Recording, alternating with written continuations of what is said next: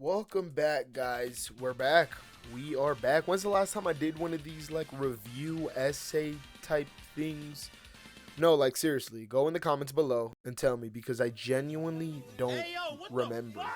Anyways, Shazam! Fury of the Gods comes out this week, so what better time than now to review the first movie leading up to its release. I'm not going to talk too much, so without further ado, it's time to review Shazam!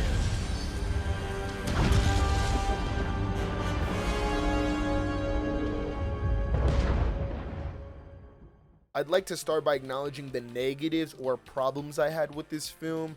I don't have too many negatives with this film, but if I'm being honest, I mean, these are mostly minor nitpicks. For starters, I think the movie is a pretty safe movie, if that makes sense.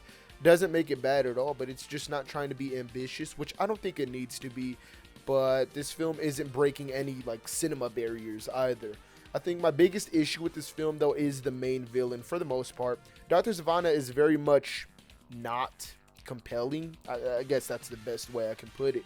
He's just not that motivational, I should say, or his motives aren't that great. Now, he's not the worst DCEU villain.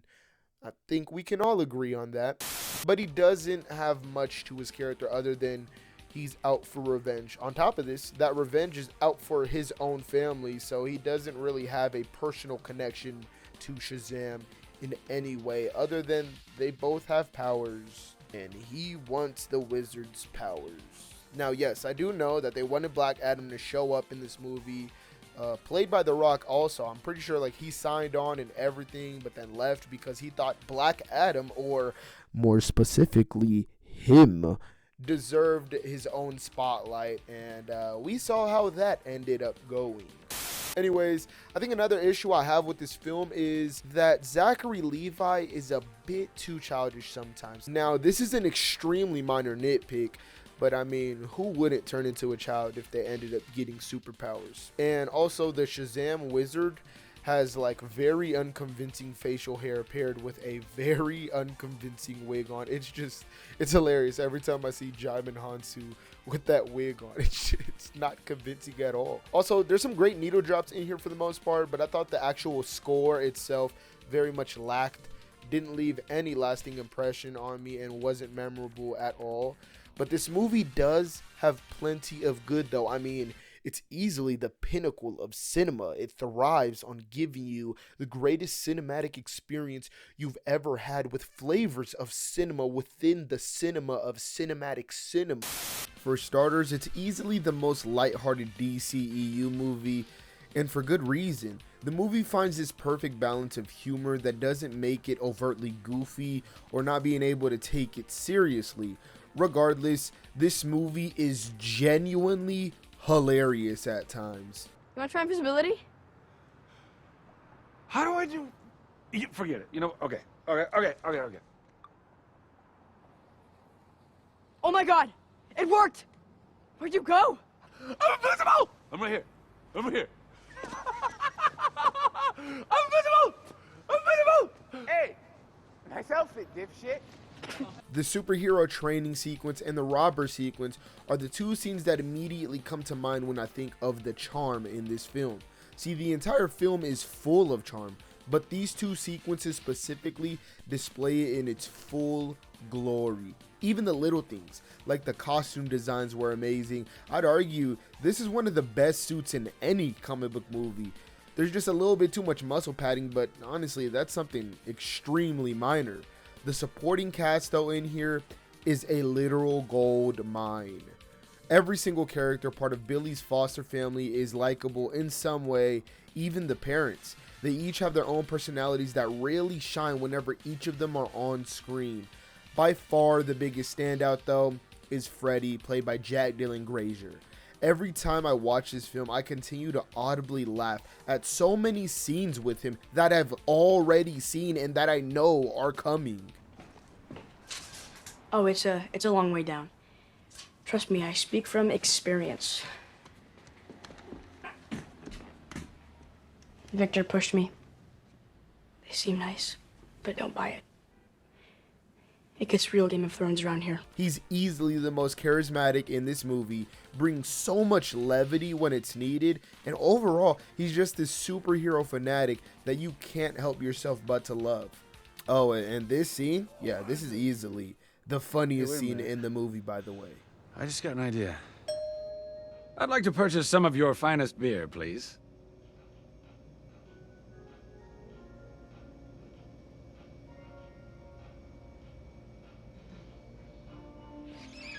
David also implements his horror touches into this movie, and it gets a lot darker than you'd expect.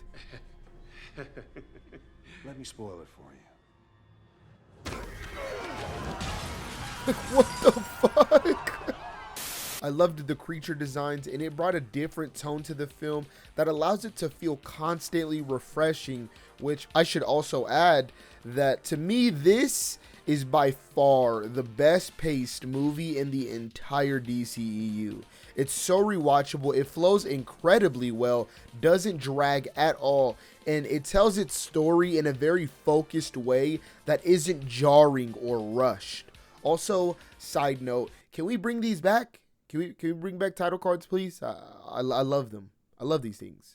This movie doesn't have the biggest scope and scale, but to me, I think that's part of the charm. The movie's cinematography isn't mind-blowing, but it feels personal and fun in a grounded way that I love. David manages to find such a personal feeling, which to me is impressive considering there's wizards and evil creatures in this movie. That's not to say the cinematography in here isn't amazing at all. I mean, come on, look at this. This movie is breathtaking at times. But even with all these things, the movie still could have easily missed the mark, specifically when it comes to the main character of Shazam, and I'm so happy that this wasn't the case in the slightest. The character of Shazam is incredibly charismatic and charming, and I think getting that across was by far the most important thing, and David F. Sandberg does it perfectly. Although Levi can overperform at times, he does an excellent job for the majority of the film, and honestly, he's the reason Shazam is nearly instantaneously likable. I think the film creates this very interesting dynamic between Billy as a child versus when he isn't. Whenever he's in Shazam form, he seems to be a lot more fun and free, but in comparison to when he's a child, he's constantly going through obstacles in his life that clearly have affected him both mentally and emotionally. And I think that's what I like most about the film, is its emotional core that it has. See, Billy goes through this arc of finding and accepting the family that loves him and is there for him rather than the one that let him go, specifically his biological mother.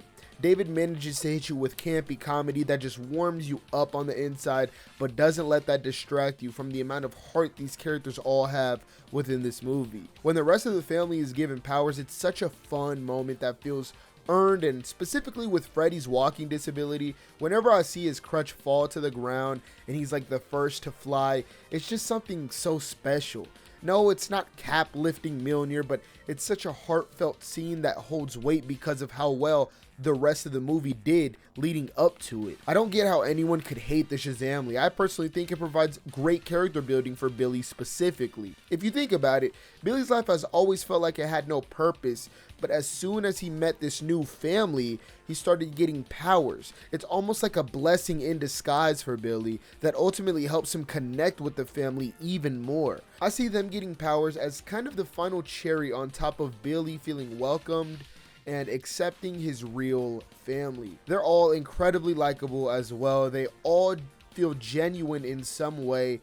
They aren't perfect, but their presence is often innocent, which makes you instantly fall in love with them. So you just want to give this entire family like the biggest hug possible. Overall, this film released kind of under the radar in a cinematic universe that seemed to only make films that ranged from garbage to decent with a couple of glimmers of hope. But Shazam managed to capture the heart, the charm, the charisma, and just the overall feeling that the comics have and are known for. See, this film was quite literally the underdog, but ended up being easily one of the best installments in the DCEU, and to me, by far the most faithful. I'm looking forward to Shazam Fury of the Gods, but no matter how I end up feeling about it, this movie will always hold a special place within my heart. And therefore, I'm going to give Shazam 2019 a very magical and, to me, a very well-deserved 86%. Shazam!